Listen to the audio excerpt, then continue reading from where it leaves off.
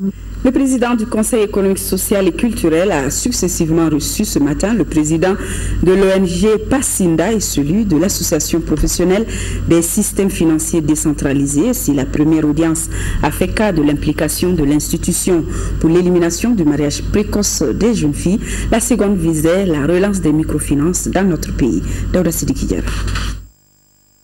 L'élimination des mariages précoces des jeunes filles est au cœur de la première audience avec les membres de l'ONG PASINDA. En 2015, cette ONG a bénéficié d'une subvention de l'Union européenne pour la mise en œuvre d'un projet qui vise l'amélioration et l'accès des femmes à la justice et un plaidoyer pour l'élimination des mariages précoces au Mali. La situation est qu'au Mali, les jeunes filles sont mariées de force contre leur volonté. Et cette pratique, elle est plus souvent le comportement des hommes et des femmes que nous sommes.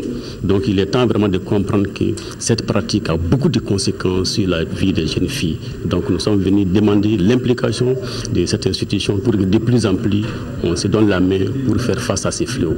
Autre audience, autre sujet. Il s'agit de la relance des microfinances dans notre pays après la situation politico-sécuritaire difficile qu'il a connue. Les membres de l'association professionnelle des systèmes financiers décentralisés sont venus partager avec le président du Conseil économique, social et culturel les évolutions et les problèmes de certaines de leurs structures financières. Il est évident que ce secteur est au cœur du développement économique du Mali.